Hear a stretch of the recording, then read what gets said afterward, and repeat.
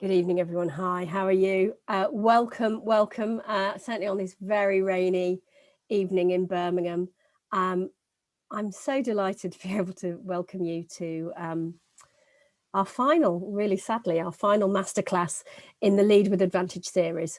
We've had 3 amazing conversations in the past with Andrew Miller, Chris Halpin and Shawanda Corbett. 2 of those you can catch online at our website. But we're going to go out with a bang today. We've got 2 amazing artists. I think their energy and ideas are just going to illuminate this kind of gloomy evening. I'm Helga Henry, and with my colleague Lara Ratnaraja, we were approached some months ago now, in fact, nearly just over a year ago, by Val Birchall of Coventry City Council to devise a leadership programme for deaf, disabled and neurodiverse artists and creative practitioners. The programme, which ends with this event, was delivered entirely online, not simply due to the pandemic, but also just due to the needs of some participants. And it was a point at which I think as we all retreated back to our houses and back to online delivery, that the needs of some people for more remote access on a general basis really became well known. We'll shortly welcome the artists, Tanya Raabe-Webber and Sonia Boué. I hope you've read about them in your invitation. Some amazing work, some amazing concepts and ideas for us to kick about. And I'll let them tell you more shortly. But before we get started, I just wanted to do a little bit of housekeeping. Closed captions are available by clicking, it's usually about there on the line, the closed caption button there. There's an option there to view either the full transcript or you can have it as scrolling subtitles. We'll be recording this session as well, so you will be able to watch it again with full subtitles on the Lead with Advantage website. So before I go any further, a big thanks to our captioner, Wendy Osmond, for taking care of that task so supremely well. And to our tech supremo, Gareth, hopefully will be ensuring that watching this is a really seamless experience. Because we have 2 speakers today and lots to get through, we'll be hearing from both of them for about 30 to 40 minutes. And hopefully we'll have a good 20 to 30 minutes for questions. So do please put your questions either in the chat or in the Q&A. There you see there's a special section for that. We'll do our best to get through as many as we can. Lara backstage will be collating them and sending them through to me. That's it for me in that regard for now. I don't really want to take up any more airtime because I really want you to meet and greet our artists. So if Sonia and Tanya want to join me on screen now, that would be great. So Sonia, hello. Tanya, both hello, of you, Helga. hello. That's brilliant. Hello. We're going to have a sort of slightly, well, we're going to have a free form conversation, but it's not totally jazz. It's going to have a bit of a structure, and we thought we'd look at sort of past, present and future. And looking at your work in the past, I'm going to ask each of you the same question, and we'll just have a little chance to see some work, different types of work, different input, and then we'll close that screen down and go to wider conversation so that you can be seeing us as well as the work. So welcome both. Great to see you. Great to have you with us on this. Quite sad. Okay, I'm really sad that these masterclasses have been such a special time. But I'm going to ask you first, Sonia, about sort of key moments in your journey to becoming an artist. So kind of, did you always want to do it? And at the point of starting out, if it scratched an itch or fulfilled an urge, what were those, or what was that? First of all, to give us some context to the answer to that question, we're going to have an opportunity just to take a little look at some of Sonia's earlier work. So, Gareth, if you can just move us through those images, please.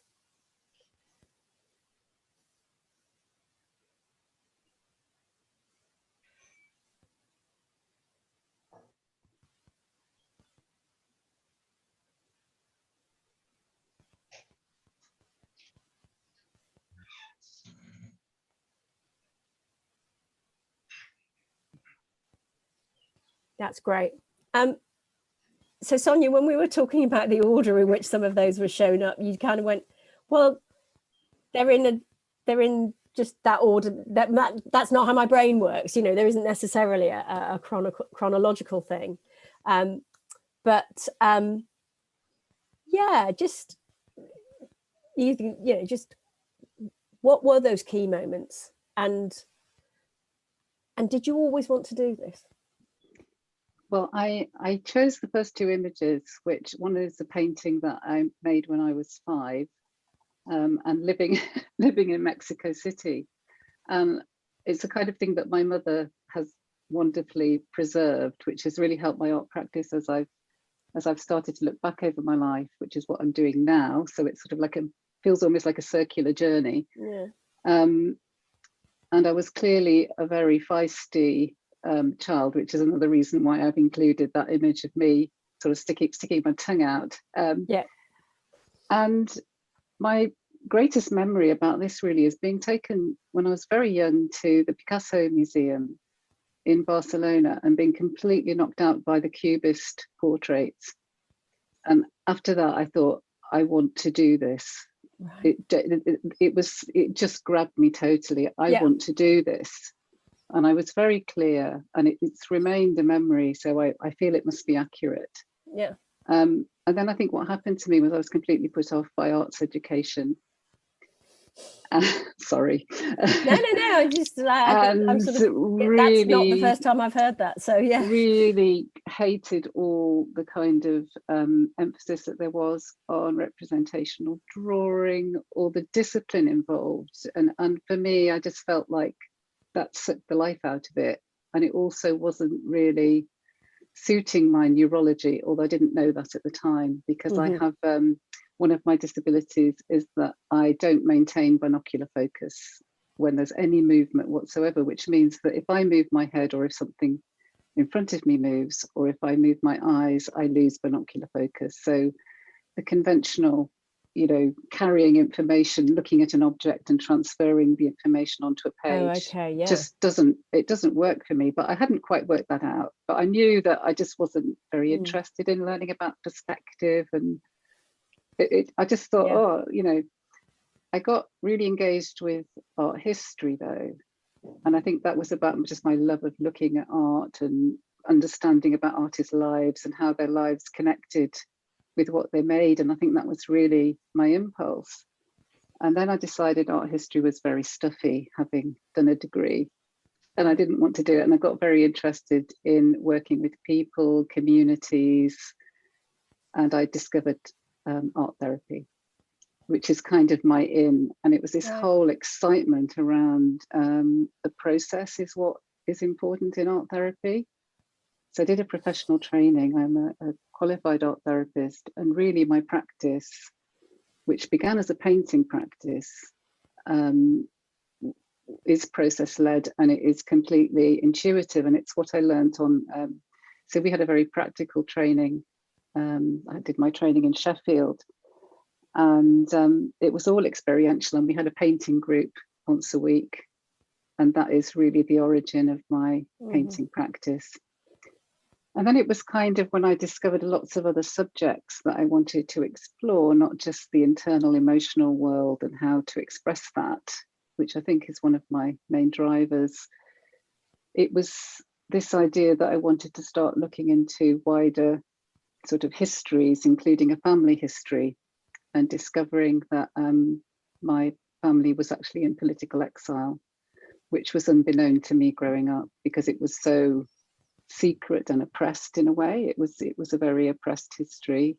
And so round about 2013, I started exploring that and branching out into all kinds of other areas and sort of become the multiform artist that I am today, basically autodidactically teaching myself whatever I've needed to express whatever it was, whatever avenue fascinated me, I would push through and learn how to do enough of that medium, to be able to just manage enough to get into the, the kind of history or the emotion or the narrative that I wanted to express. So that's kind of been my journey, really. Yeah. And sorry, what's interesting to me is that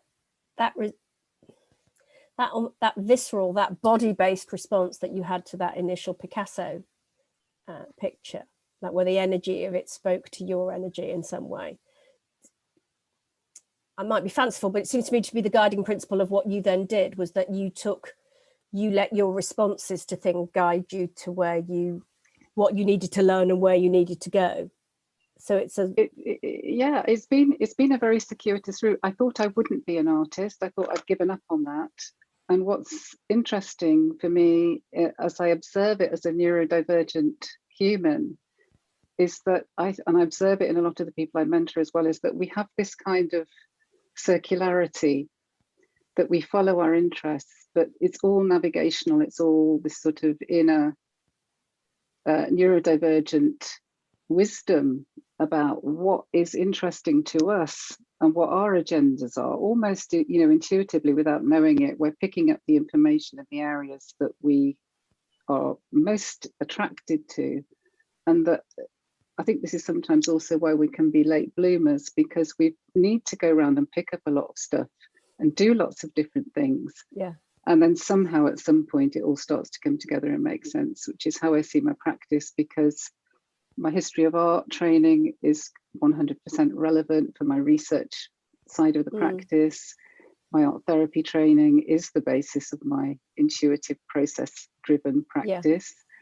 Yeah. I then trained as a mental health social worker, which really supports me, in understanding some of the challenges that the people that I mentor might experience. And it's kind of like it all just pulls together. And that mental health social work training was also an applied master's in social sciences. So I have psychology, social policy, sociology, all those disciplines sort of inform what I do. So I think it's that kind of, I really try to sort of draw out with people that they're on the right track. They will be doing the things that are important and that matter to them. It might feel like it's all over the place, but it really isn't. Yeah. Sorry, a very odd image to come to me, but if you make really good plasterers, if you're going to plaster a wall, they mix the plaster and then actually they go away and make a cup of tea, or they just, because they know a really good plasterer will look at the plaster and go, it's now we're ready. And actually then the plastering gets done quite quickly. But all the knowledge is, and that was the sort of image that came to mind, like you go around the circle and then it's time. Yeah. I'm going to hold you at that point, because it would be good to bring in Tanya at this point. Tanya, again, similar question, did you always want to do this? What were the key moments? And what itch did that scratch for you? And again, we'll just preface that conversation with Gareth, if we can just see some of the images from Tanya's early work, so we've got a bit of context. Great.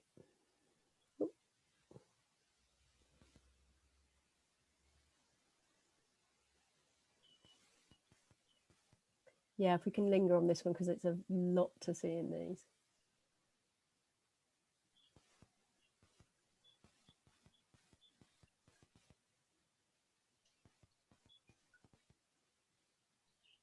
And Gareth, if there's just the two, we might go back to the first one again, if that's okay in a minute. Brilliant.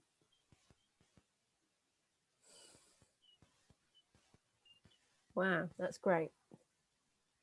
Thank you. So Tanya, giving birth to the disability arts movement, and then actually a real mix of some some really incredible portraits and a sort of very fine art at auction-y type context. So tell us a little bit more. Yeah, it's been a journey. I think I picked the two first ones because for me, my art journey began as an embryo in my mother's womb. I like to think that was the beginning of my creative and artistic journey. And as an embryo, and as a fetus, I was I was kind of never really noticed, because I didn't move in the womb, and that was an unknown signifier of the impairment that I was born with. And so that has really sort of like fed into who I am, what I am, and the philosophy that I've kind of developed over my life, really. How I make work, and what feeds my work really comes from my experience as a disabled person.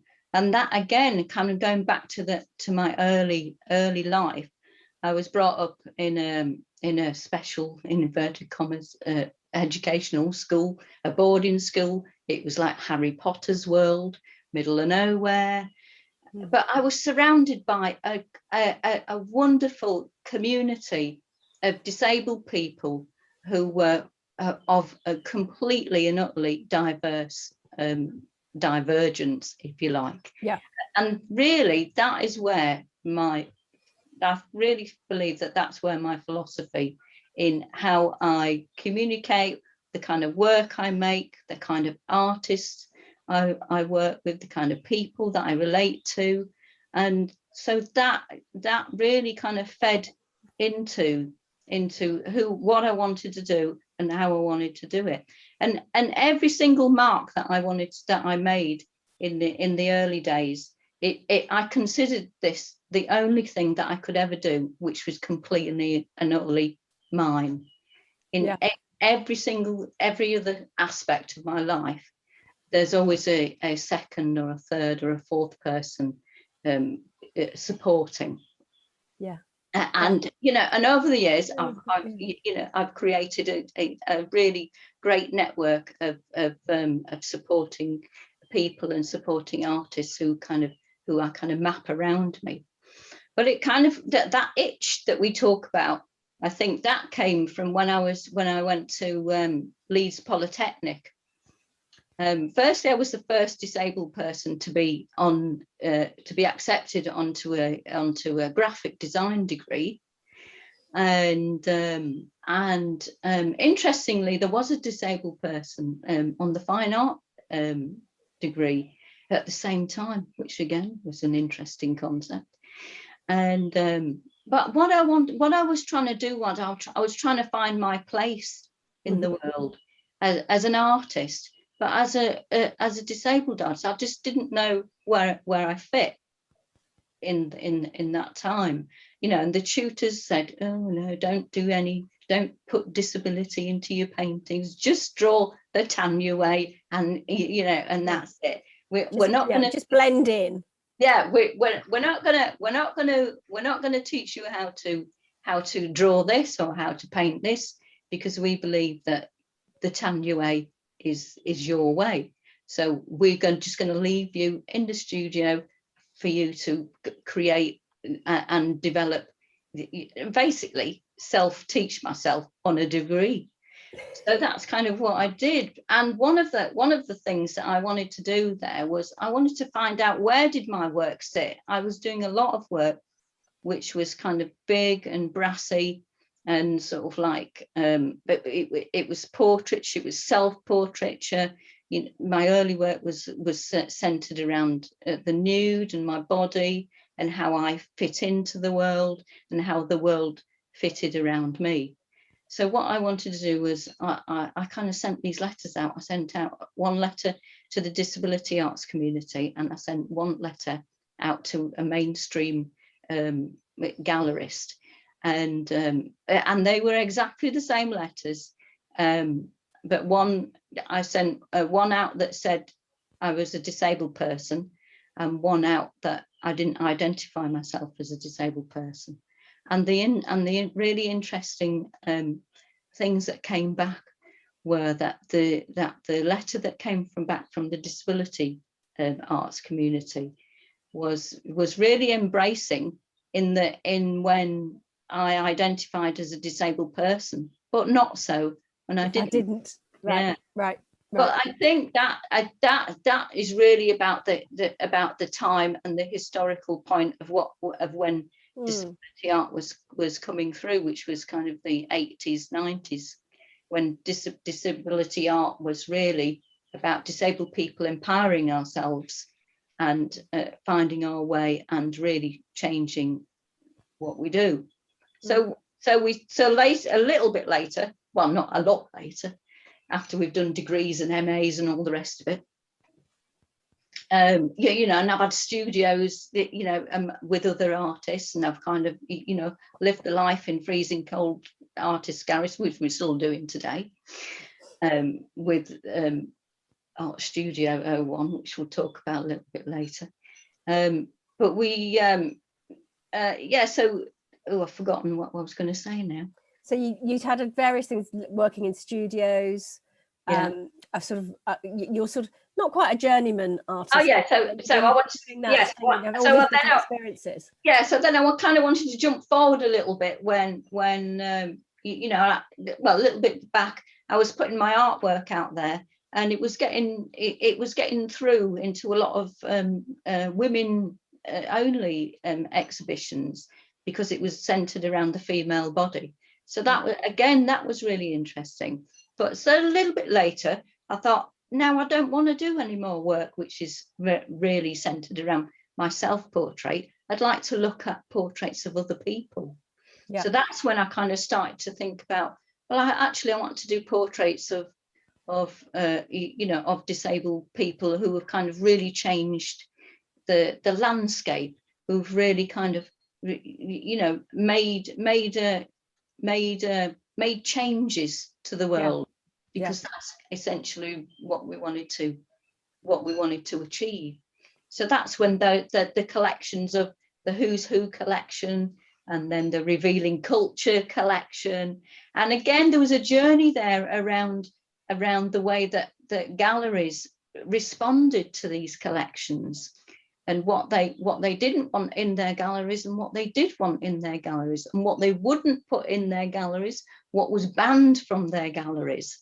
What was banned? What was banned? What stuff was banned? I know several times over my career have I had work which has just not been accepted, or has had to be removed because of its nude content. Just so it's nudity. Yeah, it's nudity, and it's nudity of disabled people. Oh right, so it's not nude. I was going to say, because art galleries really be on a bit of a sticky wicket if they started getting rid of nudes, but it's disabled. So able-bodied nudes, old Greek dudes, fine. Yeah, disabled people with no clothes on. People, especially bodies that are a little bit, you know, a little bit like twisted, a little bit different, a little bit odd, a little bit bendy. You know, a little bit short-limbed. Yeah.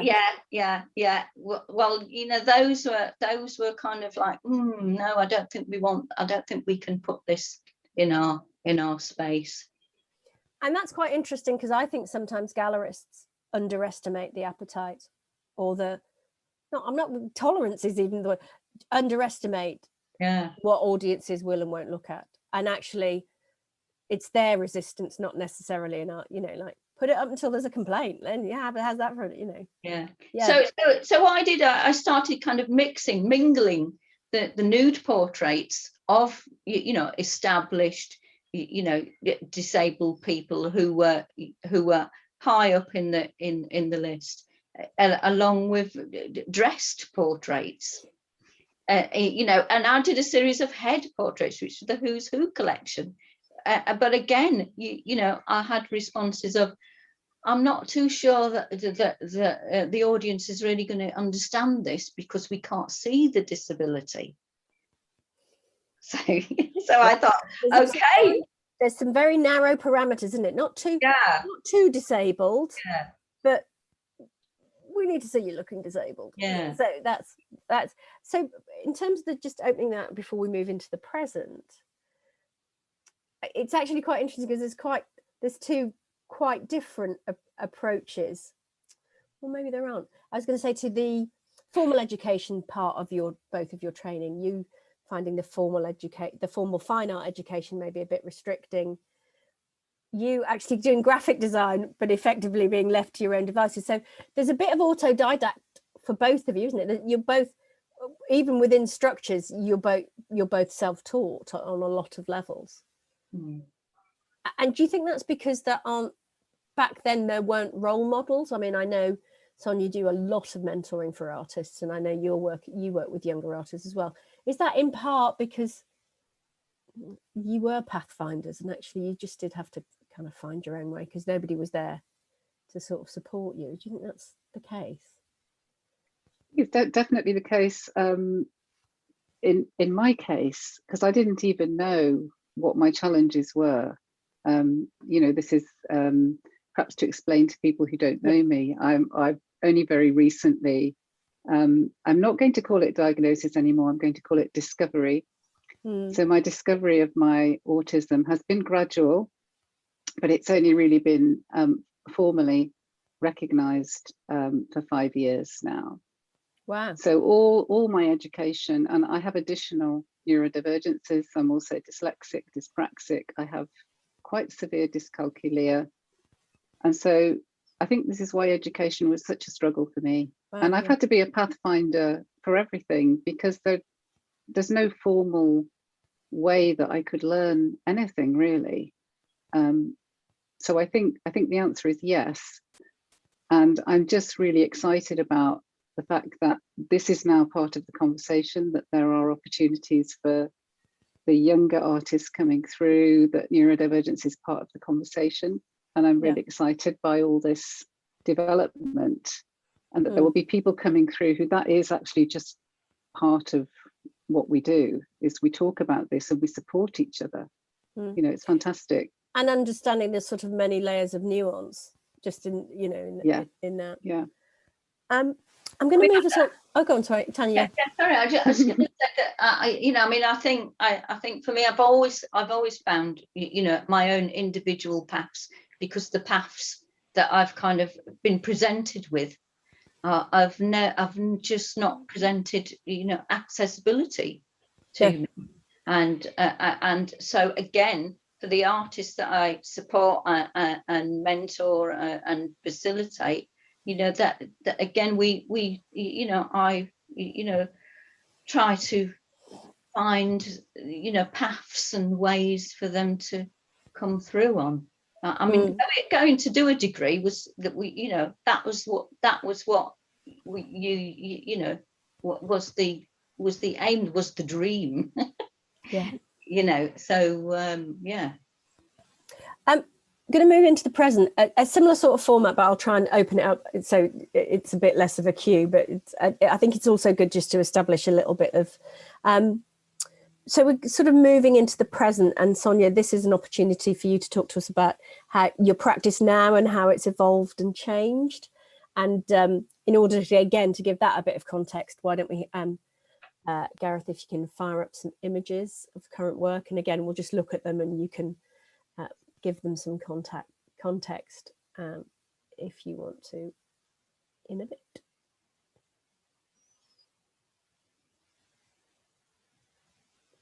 Just pause on this one a moment. Oh, thank you. Sorry, Gareth. Because there's a few here to look at. So.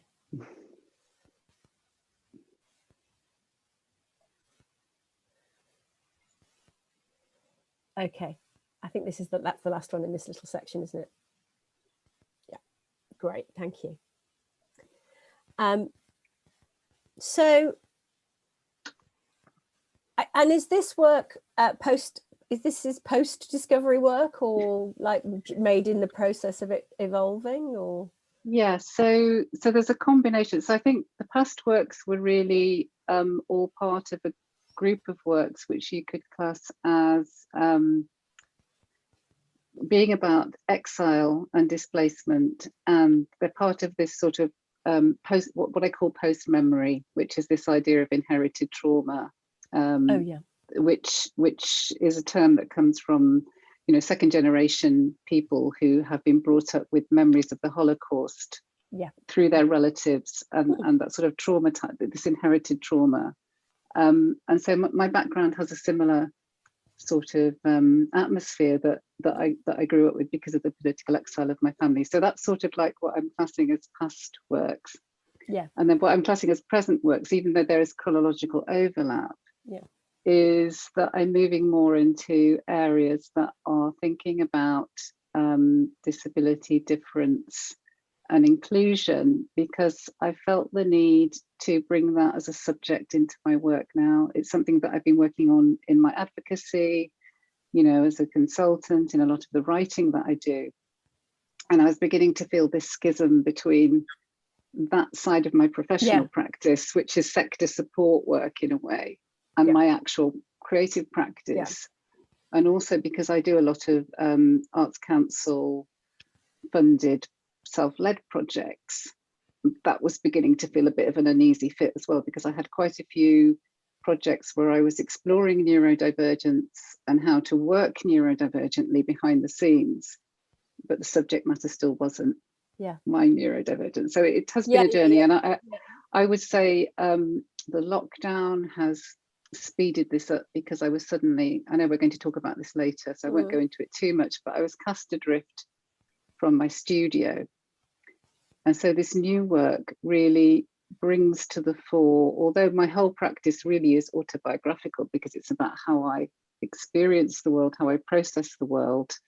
It always has been, because I'm this process, you know, driven person who likes to get under the skin of things and sort of, you know, work out what's going on. A lot of my focus was really on a wider history, on a family history, but now this work really is about me and exploring my place in the world, and a bit like what Tanya was talking about, is just trying to work out where I fit, and embracing more this idea of actually a lot of the work that I love is disability arts, or work made by disabled artists. There's more, I feel more of an affinity here. I'm beginning to relate more. I understand immediately what I'm seeing. I find it engaging and fascinating and wonderful. And there's not a lot of mainstream culture, to be honest, that does that for me. No. So, I'm sort of fixated also on the word where I fit, because, you know, there's a wider discussion around disability about the social or medical model, which is, you know, like that we shouldn't necessarily, well, one you can look at it two ways. I am looking for a Sonia Boué shaped hole in the world that I can occupy. I will fit, you know, like a piece of, like when you're putting something in some molded packaging, you know, you'll fit. Or there's I will inhabit the world as if it fits me. I'll do it my way. Yeah, I think it's something it's something I sort of notice, I think, as not a trend, that sounds like, but there's something about people inhabiting the world unapologetically, because why should you? There's nothing, you know, and I think often what starts off to be one thing becomes another. We'll look at some of your images in a moment, Tanya, but is that something that resonates with you?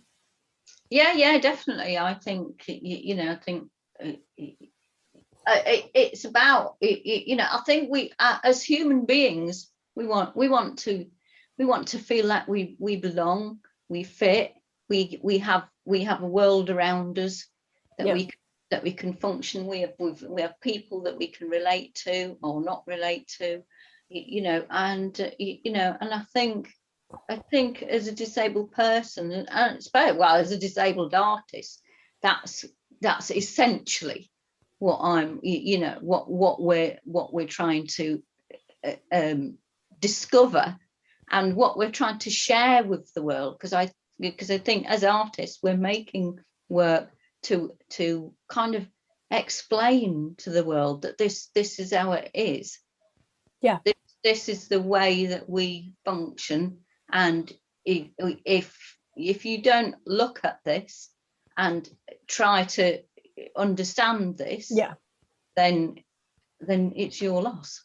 basically. Absolutely. And many years ago, Richard Chris, you know, and I'm finding a really huge connection with Sonia's work right now. It's kind of really resonating with me as a you know, as a disabled person, but as an artist, just to really kind of look at the images that you're creating and to really kind of connect with those images, like you just said. I think it's really interesting that when I look at some of the imagery that you're creating, it really kind of it pulls me in, but also it reminds me of my own journey and my own history. And I'm actually, you know, I'm thinking about digging out some old photographs on you. No, I think that's great. And so we're talking of images. Let's have a quick look at your images so that we can hear, you know, a little bit about your current practice and how that's evolved and changed. So, Gareth, if we can have a look at Tanya's images.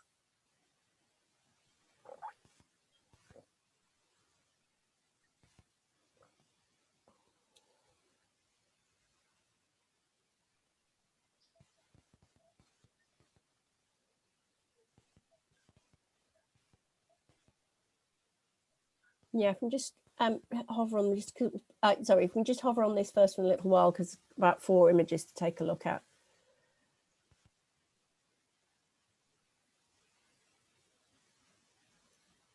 Okay, and then maybe the next one again.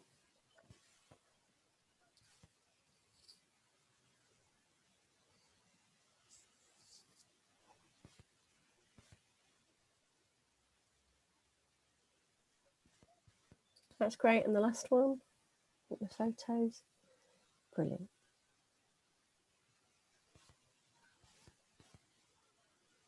Terrific. I mean, it's an obvious comment to make, but these pictures, more characters, more story, pictures about the process. You can see, I know digital, you've been quite a pioneer of digital work, making work on iPads and things. Yeah. And clearly you making work, showing other people that, and some images with more maybe inherent drama or story in them. So I mean, there's a lot of work there that's kind of, you know, kind of looking at collaboration. I mean, you know, the first work that we looked at, which was kind of a black scribbly lines with kind of like a character in the forefront, that's kind of many layers on an iPad with drawings that I've done and drawings that an artist in Finland, who's a famous outsider artist, the most famous outsider artist in Finland, called Kalevi Helvetica. And he, you know, and I think that idea of collaboration is really kind of coming through at the moment. And well, all those work made digitally, made on an iPad? No. Some of them are. Yeah, I mean, I mean, creating work digitally is kind of slowly kind of come through my work, and I've kind of mapped it as a fusion between you know, analog, physical. Because I don't want to ever give up, you know, the painting on a canvas or the painting on a board. But the paintings have become more about my own self-portraiture and how I really respond to the world around me, especially through the pandemic. And I think working in a smaller format has really kind of is really interesting for me. Yeah. Again, you know, kind of working on the massive big canvases like this big one behind me, you know, and you know, there's a physicality to that. I was just about to say that that's quite a taxing size canvas to work on. yeah, but you know what? There's also a dance within making us a very small one, and I'm very interested in the filming process, and that watching myself create the paintings, and I always think other people are really interested in watching the process. Yeah. So again, there was kind of, there was photographs of ArtStudio01, which is an artist collective that I set up in 2014. It just started with myself and one other artist who's a learning disabled artist, and through our networks we've kind of created this collective, and really this is about between 8 and 10 artists coming together, either in a physical space or a virtual space, as we're doing now, just coming together to support each other, to make our work, to get to getting our work out there. It's making a portrait is a collaborative process. Yeah, and I was just going to say, and the other thing about the digital format in terms of transmissibility and being able to literally work across international boundaries, to make work together. Sonia, I know that you during lockdown have also had some sort of really pleasing or powerful experiences making digital work in a way that you found, I want to say surprisingly satisfying, like satisfying in ways you didn't expect. And sorry, just a quick, don't forget, please put in your questions in the Q&A. We'll be going to that maybe 10 minutes time, so don't forget. Sorry. So Sonia, that sort of the surprise, well, some of the surprising things around some of the digital collaborative or collective work you've done. Yes, and I actually have got a question for Tanya, because I feel like this is very similar. So what's happened to me in lockdown as well has been this moving on to more digital works, out of the studio, going down in scale. I was actually immersing myself in oil paints for the first time before the lockdown. And it was this really, performative process in the studio. And I wanted to ask you about this idea of, reaching out, collaborating, filming, and whether you see painting as performance. Oh yeah, as well, and that this is something I'm beginning to. So I'm calling my practice responsive and performative. That's my kind of little headline on my website, if you look at my bio. And I just, listening to you, I feel there's so many parallels, because also the self-portraiture, which is really powerful in my work, and some of the things that have been happening really is how other people relate to what I'm doing. So it's fascinating that people are also sending me emails with photographs of themselves as children looking back. And I have this thing now as well, where when I'm talking to people on Zoom, I went through a period of time where I was sort of really dissecting my face from different periods of my life and putting the fragments together to sort of have a conversation with myself. And I would find myself looking at people's faces and dissecting them. So it become so screen-based. And I think this is what's happening to me, is because I'm doing everything on screen. Now, even the interactions and conversations I'm having are feeding back into the practice in a way. And it's all starting to feel a bit kind of like, I don't know how to describe it really, but that there's this sort of seamlessness to everything, which is exciting and pleasing, but also very, very different. And I'm not sure yet quite what the effect is going to be sort of coming through that to the other side. Yeah, I think, the similarities of kind of pulling that digital collage work into paint and really sort of like, and kind of playing around with the performance of that and how that is created. I mean, a bit later on, which we're going to talk about in the future bit, I kind of got some really interesting ideas around that.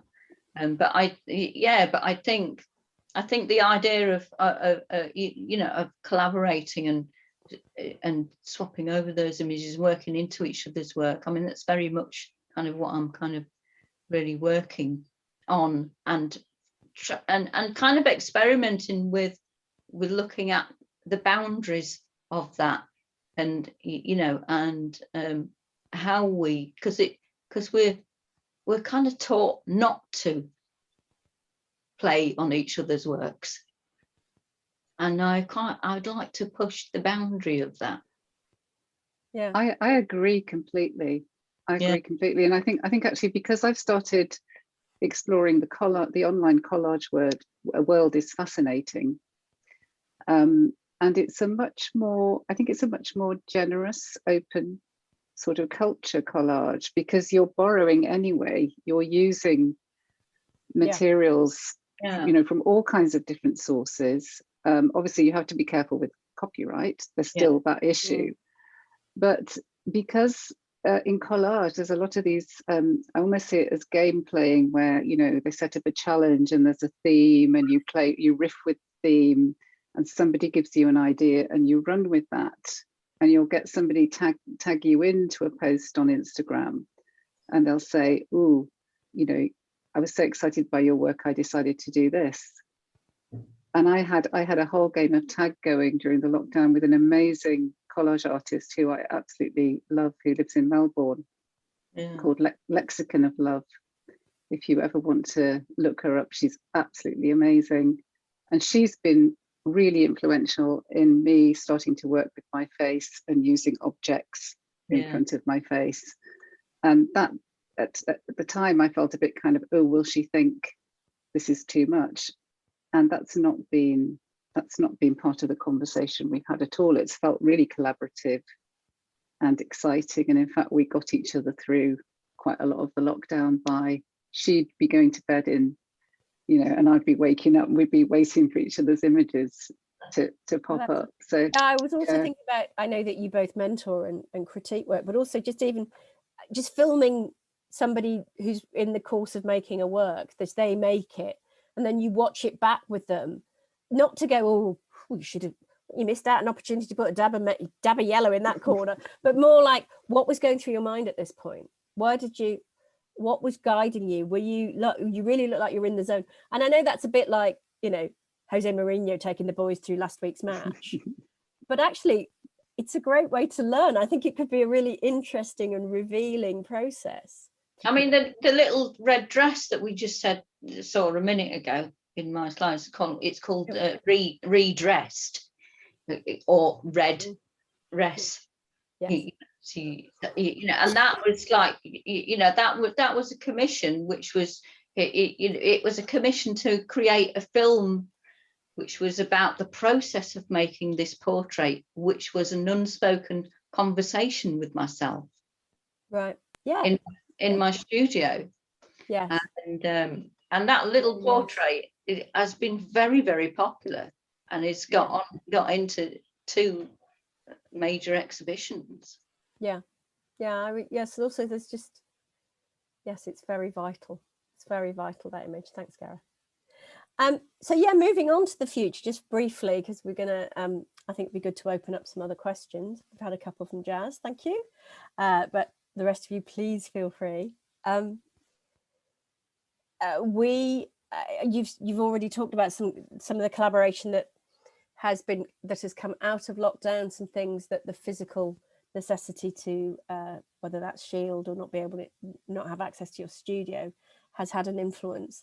And of course, here we are on an online platform, having a webinar that, you know, where in previous programs we might have had, well, we would have been at Aston University or Birmingham Hippodrome, you know, there would have been a bit of that we would have had exactly an event like this, and then there would have been drinks and nibbles outside, you know, and yet here we are. And the great thing about this is we can welcome so many more people from around the world. That's, you know, it's had lots of advantages. What do you, and some of those have particularly worked in the favour of non-neurotypical and disabled people, particularly as regards travel and access, you know, some sort of, which I won't minimise, that they're massive issues. And while the pandemic is far from over, you know, I do understand, you know, just because we can all sit indoors and, you know, have a McDonald's, that you know, peace in our time has been achieved. While it's far from over, what are your hopes really for a post-pandemic cultural sector? What do you want to see continue? How do you see it? Well, there's how you see it going, there's how you hope to see it going, I guess, which might be two different things. What are your thoughts? Who would you like to speak? I don't mind. You seem more ready to speak, Sonia, but I don't know whether Tanya's being coy. Well, I kind of think, I mean, look at the world around me, right in this background. This is my home studio. That I've had this. This is a room in my house. I live in a bungalow in a country village in Shropshire, and this has been the centre of my universe for a very, very long time, but not really respected for the place that it is, which is this place where I make my work. And in the past, it's I've been said, oh, we can't pay you to make any more paintings in your room. And I think we have to get well past that right now. Yeah, I mean, this time has opened up a huge place for disabled artists, outsider artists who are who undefine themselves as not even an artist. And this has given us a place for us to be and connect and to cross-pollinate. I mean, it's massive. Who wants to go back to traveling on a train, and spending like 4 hours to get somewhere to do a 1 hour thing? I mean, who wants to do that? No, we don't want to do that. We want to see a sector that respects the places where we make our work. I think we want a sector that really, where we can open up our own dialogue and take control of what we do and how we do it, and present it to others. Yeah. So I want to see the visual art sector coming to us. Yeah, well, that's back to that fitting thing, isn't it? It's like you don't have to fit into the pre-made shape that the arts sector has now made for you. Yeah, I mean, do we need galleries? I mean, we want to show the work, and it will be a hybrid. I think with any luck, because I still think, I remember, well, maybe people do get that visceral energy from even a picture of a Picasso painting, but there was something for you about being in I think, that would have been palpably different. It was also about you being in the room with that painting in reality. So I do think that I hope, and I really believe that there is room for both. But what about you, Sonia? What are your hopes? Yeah, I'm very similar. So I am very hopeful, because I'm optimistic by nature, but also because I am now hearing a conversation that is taking place in the mainstream, as mainstream as you can get it, as much as I hate that term. So let's take the example of Radio 4, Front Row, featuring yesterday evening, and I can't remember which theatre it was in London, had an opening of a one-person play. It was a woman who was interviewed talking about her feelings about going back in a space and performing. And I've spoken to you before, Helga, in preparation for this talk, about how I'm hearing neurotypical, non-disabled people expressing the kind of anxiety and difficulty with mobility that we've been living with all our lives. Well, you don't have to be coy about it. It was me.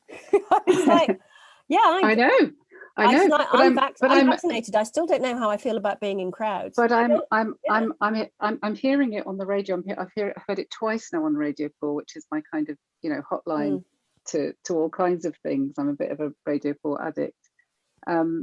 Despite the stuffiness of it all, they have really interesting cultural programs. And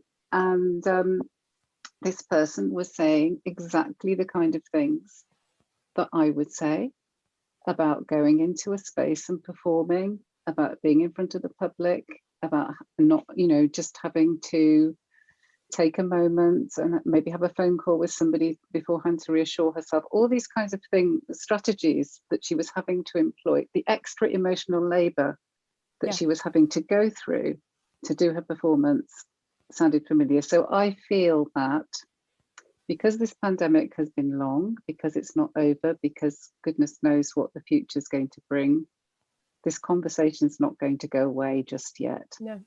And although I want, obviously, the best outcome for everybody, for me, keeping that conversation alive, it being an opportunity for people to empathise and actually acknowledge, we've got now, mental health is a subject that you can talk about perfectly openly. Being stressed is something that people can talk about.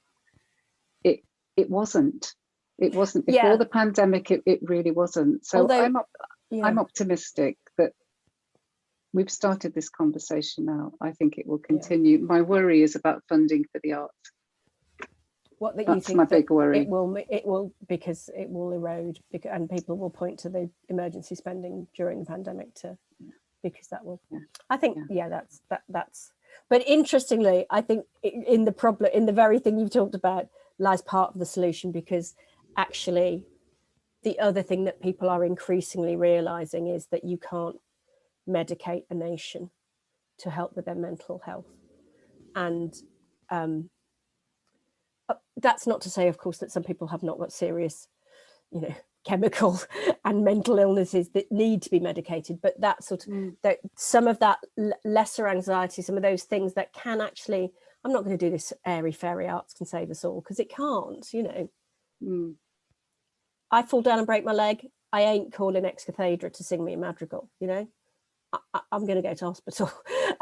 But it's but I think there's some of those things around self-expression. What you've kind of talked about for me is also a sort of process of individuation, of that coming into yourself. And I think the more that we can do that for people, the more their mental health will thrive. I'm going to move to questions because I promised. Well, this is one in the Sonia, you are so wonderfully well spoken and insightful, says Edie. Hello, Edie, and thank you for that. Oh, thank you, Edie. You get complimented a bit, Tanya. I'm not like it at school. But this is a question from Jacqueline Cooley. It's interesting to see the exciting connections between Tanya and Sonia here. Did you know each other before? Is this the first time you've met, and do you think you'll collaborate in the future? Well, this is where I think Lara and I can play Cilla Black, because this is actually the first time you've collaborated, isn't it? We have brought you together on a masterclass blind date. I think, I mean, we did briefly do a little talk for the portrait gallery, didn't we, Sonia, the other day with Tony Heaton, but we couldn't. That was just a short panel, really. But I think yes, I think, Jackie, we will be doing some collaborations, and of course I do know Jackie Cooley. She is my present producer on my project, and we have been working together as she's been working together with me as my PA, artist PA, for 5 years. So yes, Jackie, get going with the application. Yes, and Lara would, yes, and as she says in the chat, Lara also worked on Portraits Untold, which actually, if you've not seen it, the digital portraits that was a project that was carried out in several historic houses and galleries throughout the country. That is a wonderful thing to look into. I think just to add, I think, Sonia, I think we will probably, you know, come together, you know, and sort of like start our conversation in whatever means that might be an artistic conversation. Yeah. So this is a question from Jazz. Sonia, I considered doing an MA in art therapy at Sheffield for years after my degree, but my practice has changed massively. Do you think art therapy lends itself to painting on traditional art forms? Because currently she works as an audio artist. I think it does lend itself. In a clinical setting, it lends itself to more traditional forms of practice. But I think if you're, you know, it very much depends who you work with and what their interests are. And I think if you bring different forms to your practice as an art therapist, that can only be a good thing. So I wouldn't be put off by that. Yeah, I think it's, and maybe look at music therapy as well. oh right, yeah, that's good. That's an interesting thing. In the answered questions, Alison, Jazz also mentioned that like disabled nudes weren't allowed, but that she referenced Alison Lapper, which of course was a key moment. But of course, Tanya, when you were talking about some of those disabled nudes that weren't allowed, no disrespect, but it was several years earlier than Alison Lapper's appearance on the Fourth Plinth, wasn't it? I mean, this would have been back in the earlier part of your career. So, well, the nudes that got refused. Yes. Oh yeah, much like it was. Well, I mean, we're talking about 80s, early 90s. Yeah. So you know, things have changed. Got that. Now Mike Laywood. Hi Mike, love your hair, Tanya. Thank you, Mike. So, like I said, I didn't just give out one not knowing there was another pandemic. It is a pandemic haircut. Yes. Do you think self-taught artists are going to be at the fore because of the massive cuts that arts education is facing from secondary to higher education? That's quite a good. That's a great question, Mike. Thanks. Are they going to be at the fore?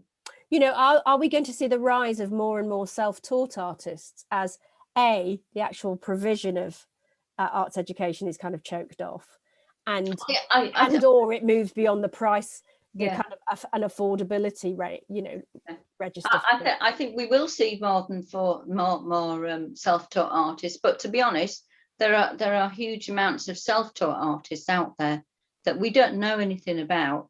Or you know, they're just beavering away in their own spaces, doing their own thing.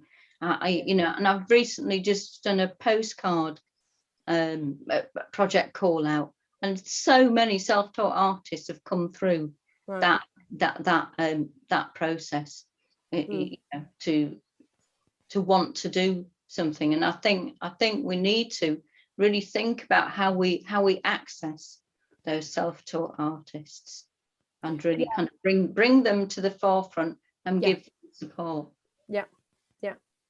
I think the fact that you can have a practice at any time in your life as well, it doesn't have to be something that comes through a traditional conventional route, you know. And I think about Helen Kamak, you know, who was one of the Turner Prize winners last year, who began as a social worker, has got a really interesting background. And you know, I very much lament the proposed cuts to arts education. I think it's an absolute. I love what Keith Piper said about that. You know, an act of cultural vandalism, really, by the government. But there are other ways of being an artist, and there are, as you say, Tanya, so many people engaging in creative practice and taking it to a really interesting and high level who haven't had formal training. Yeah, and as you say, and maybe it's about, because often what formal training will do is give you some of the networks and pathways through. Sometimes not, by the way. I have met many art students who felt like spat out at the other end going, now what? You know, but technically that's what they're supposed to do. And again, but I think if we look at you know, if we look at something like the organisation Outside In, which is, you know, really kind of really building a huge network of disabled or you know, artists who are outsider or, you know, you know, who don't identify themselves as you know, they're just makers or drawers or whatever they want to do. You know, I mean, there's a huge. I mean, even the term outsider art is a little bit like, oh, for goodness sake, gosh, you're outside and yet you somehow still managed to make art. Yeah, exactly. I mean, good for you. You know, like, lucky little person. Keep gluing them shelves to things. Well done. Yeah. Sorry. I've got another question from Mandy Fowler. Liz, yes, this will be available online. All of our masterclasses are filmed and then edited and subtitled, and they will it will appear. give us a little while to actually do all that, but it will appear on the online on our website. So Liz, you get the chance to relive all of this brilliantly. Mandy, question for Mandy Fowler. Hello, Mandy. You both talk about collaborating with other artists. What are your thoughts around online spaces? And I think you mentioned one just now, but what are your thoughts around online spaces for artists to meet each other and start collaborations? What might that space look like and where might it be? Well, if it's again, I've kind of, you know, part of this project that I'm doing right now, where we're kind of looking, you know, we're building infrastructures for artists to be co-collaborators. So I'm looking at, you know, I'm looking at setting up shared folders, you know, notes. I mean, I'm an Apple person, so all my things are on Apple, but you know, there are Androids. But these, you know, we need to explore those you know, those places where we can come together digitally, and we don't necessarily have to be doing face-to-face Zoom things all the time. I mean, at the moment, you know, I'm working with you know, with an artist, Gary Robson. He's in Scotland, and he's a director, an actor, you know, a disabled activist. And here we are in our virtual space in the middle there, the middle picture. And he's one of my collaborative sketchbook artists. And so we're working very much using kind of notes and shared albums is that kind of infrastructure space. So we're kind of playing with that, and we're kind of at the end of it, I want to look at how those systems worked or didn't work for us, and what we might change or develop in the future. I had a beautiful experience during lockdown, which was a whole exhibition came out of looking at my friend who's a fabulous artist called Maddy Acharya Baskerville, and we've been studio neighbours since 2011, never collaborated, and started noticing each other's work on Instagram. And there was an opportunity to exhibit with our studio online for an online exhibition, and we said, yeah, we'll do that together, shall we? And Maddy happened to notice through looking at my images on Instagram that we had this whole thing going with birds. We were both working with birds, and this show called Ornithology. Sorry, Laura, I don't think I provided a link for that, but it's Ornithology spelt with an IE at the end, Magdalen Road Studios. And the whole of that experience was so beautifully easy and accessible. That would not have happened. We'd have never had the time or the inclination to look at each other's work in that way, I don't think. Yeah. And the whole process was Google folders, you know, Google Drive folders. I'll do a bit of writing, you do a bit of writing. Shall I put the images together? Do you want to do, you know, it was just very natural. Yeah. And it ended up being, I think, one of the most accessible things I've ever done, one of the most least time consuming. Yeah. And we had such wonderful feedback for that show. It just sort of seemed that the birds just seemed to come together and land in the gallery. Yeah, and again, I think, you know, I mean, I do my collaboration thinking with Gary at the moment. I do it at like, you know, 4 or 5 o'clock in bed on my phone.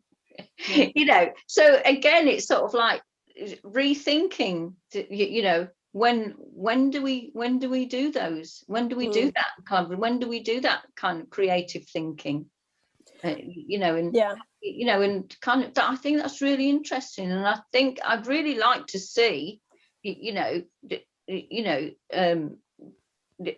galleries and projects coming to us saying, we've got these great ideas, would you like to, you know, explore this with us? Yeah.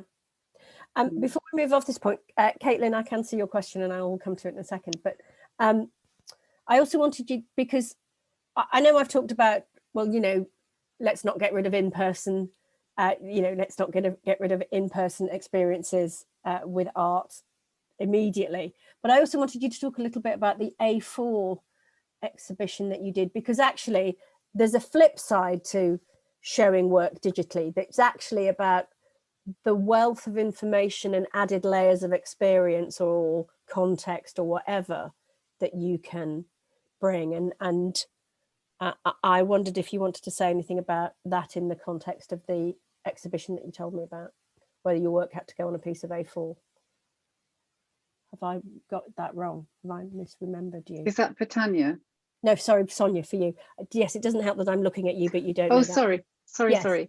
Yeah. So, I was saying earlier that the in-life experience is great in terms of art, but also there is something to be gained for an online experience in terms of the richness of backstory or context or extra layers that you can add.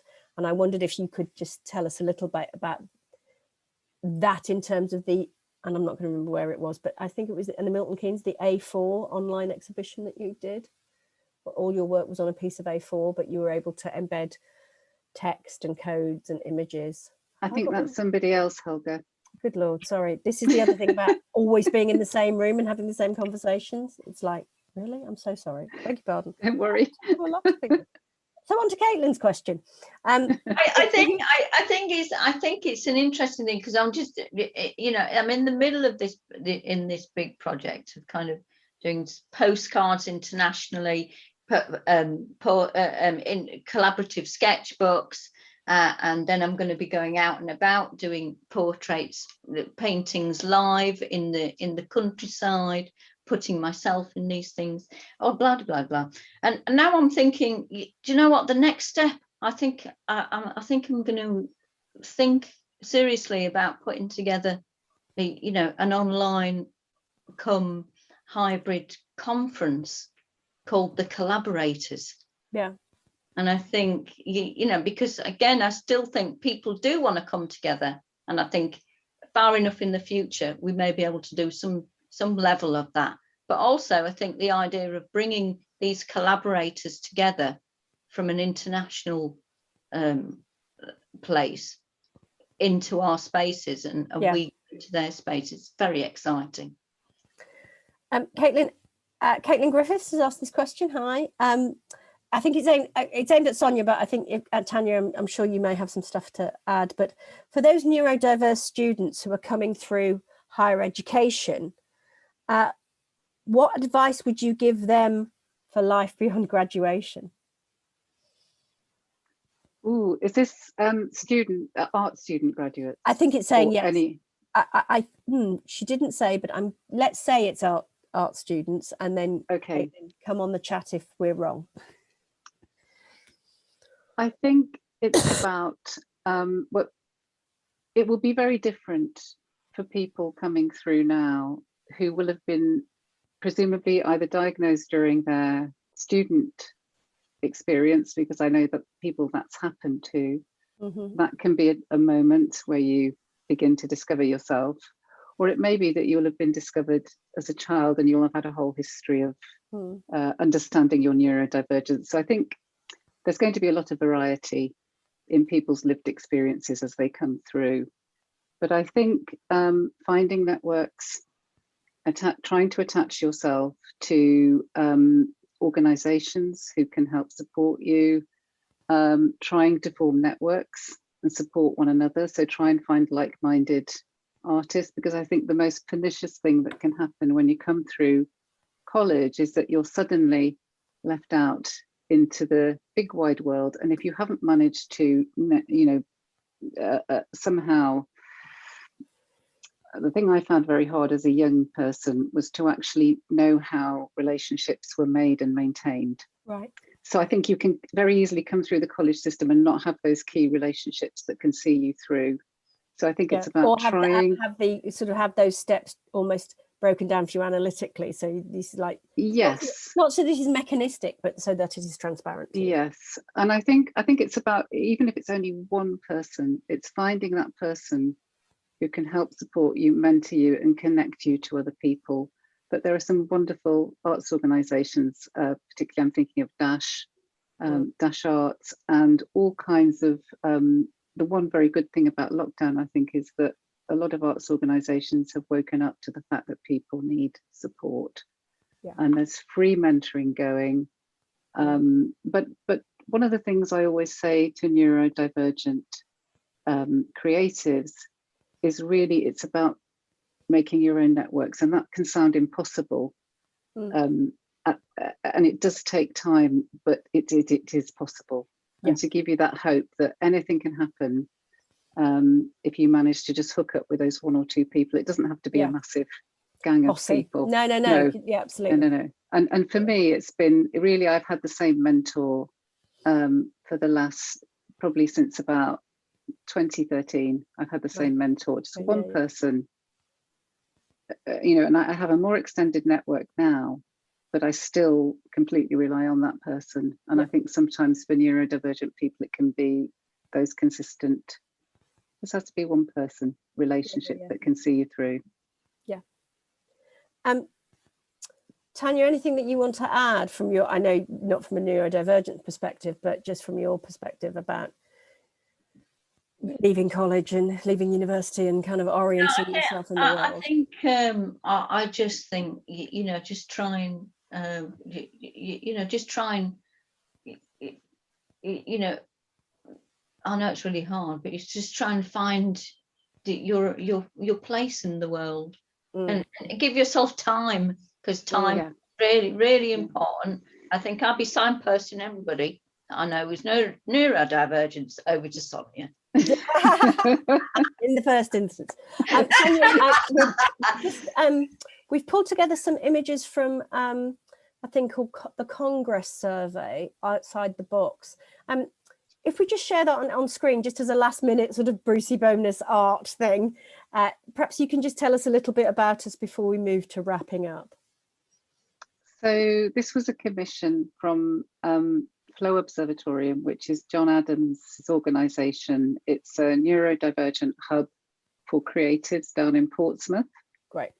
And Flow Observatorium, what they did was they surveyed, it's the biggest national survey to date of neurodivergent creatives. It was an iterative survey, so at each stage they redesigned the questions, they thought very carefully about the responses and send out follow-on questions. So it's a very rich and very open survey.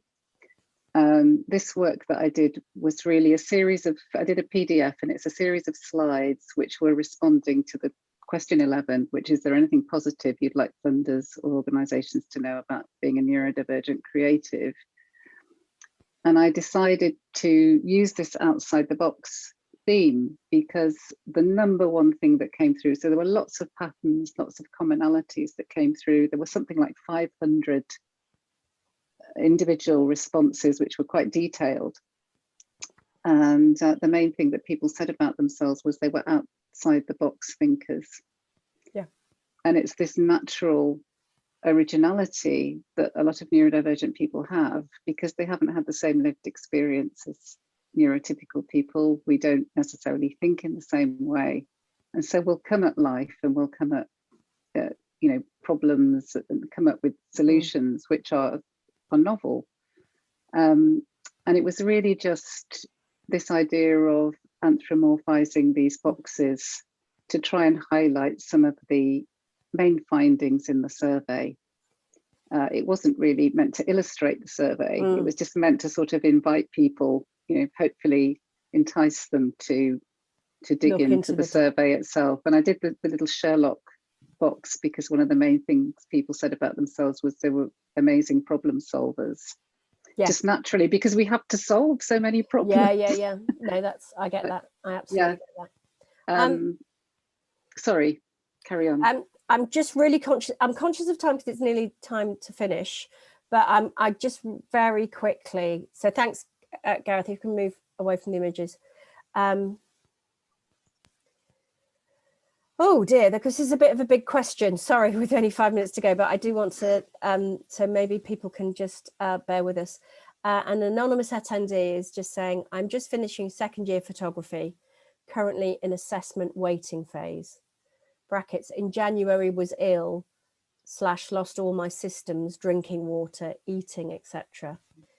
It's meant, I think it says, it's meant I've not managed to hand in any projects on time, and just building some sort of routine feels like I'm solving a Unica cube. Has anything like this happened at any point to either of you? Ways round it, suggestions? Thank you, been awesome hearing from both. Well, first of all, thank you very much for sharing this question. I do want to give it a little bit of time, but I'm also aware that we won't be able to answer it really extensively. So I know you're anonymous now, and I completely understand that. But if you wanted to get in touch with us separately, either direct message or you can email Lead with Advantage, and perhaps we can direct your question afterwards. But just any quick responses right now. And I know that's a really hard thing to say, but has anything like this ever happened to you? And you know, what can you suggest, if anything? What are your responses? Actually, I don't think you necessarily need to suggest. I really feel for you, and it sounds perhaps an equivalent situation for me would be complete shutdown, right? Or autistic shutdown, and I have had that where I just cannot function, and this has gone on for days and days and weeks, and it's when I start to feel it coming on. Right. Unfortunately, it hasn't happened to me actually, probably since diagnosis, but it used to happen to me, and I didn't know why. Right. And obviously this will be different, I imagine, but for me the only thing that has worked is to actually give it time, cut down expectation, cut down, you know, stimulus, and ask for more time, ask for a deadline extension. Yeah, that is you have every right to have that need accommodated. This is not okay for you to have to push through. So that is what I would say. Sonia, that's really, thank you for that. And I know that was very off the cuff. Tanya, anything? And again, I would say exactly this. I'll go with everything that Sonia's just said. I mean, you know, when I have a kind of like, I mean, these are things that I don't really talk about, really. You know, when I kind of have a shutdown, a meltdown, a brain fog moment. Yeah. You know, I'm a woman in my 50s. You know, I'm a kind of, you know, I'm going with the fog. But I mean, you know, as a physically disabled person, I put so much energy constantly into everything I do, and over the toply. Sometimes, you know, sometimes I have to shut down. I have to go to bed. I have to take my leg off, take the phone away from me, and put the tea on, and just lie in a dark room. It's true. Yeah, it's true. It's true. We all have to do it behind the scenes, don't we, Tanya? Yeah. And if, you know, deadlines can be moved.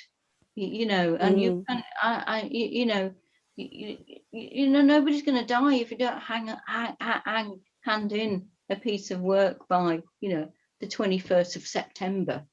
I mean, you know, you just give yourself time and ask for the, you know, ask. Yeah.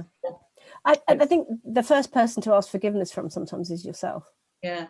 You know, it's just like not quite surrender to it, surrender to the situation and be kind. Yeah. And I think sometimes you know, disabled people, you know, we put these expectations on ourselves because we don't want to to be failing. So so we're kind of like we like super people when we don't really need to be. Yeah, I think also for neurodivergent people it can be that it might not occur to you that you can do that. Yeah, I've certainly been at phases in my life where I've really tried to push through because it just never occurred to me that I could actually, or that actually asking for more time would be more difficult than trying to push through. So it's kind of like it's I can see how it happens. There's a vulnerability there that you have to encounter and get over. But thank you so much for that question. I'm sorry we haven't got time to maybe do it more justice, and I really I really hope that you, A, that this has been helpful, and B, that you, yeah, mate, that you can get the help and the support that you need to maybe get an extension or to help you figure. They do sound like some very exceptional circumstances, and I'm sure your establishment will have some protocol around people who are in extraordinary or exceptional circumstances. So reach out, I think, is the quick answer to it. What's, I know, a more complex solution. But I'm glad you found this evening inspiring. If I can crave your indulgence for just 2 more minutes, because we're going to wrap up. But I know we could go on for much longer, but I'm just, because this is the last masterclass, the last event of Lead with Advantage, the end of the programme. Lara and I want to do a few kind of Oscar style thanks. It won't go on all night, and I won't do a Gwyneth Paltrow and cry. But we've had a couple of technical specialists that I've already mentioned who've supported the webinars in particular, and that's Gareth Peel, our producer, and Wendy Osmond, our captioner. Sonia has been part of our steering group for the programme, and we've been really reliant and guided by the steering group, and that's been, and so as well as Sonia, we've had Becky Morris, Craig Ashley, Philippa Cross, MJ Ajay Ajunabi, and Kim Hackelman.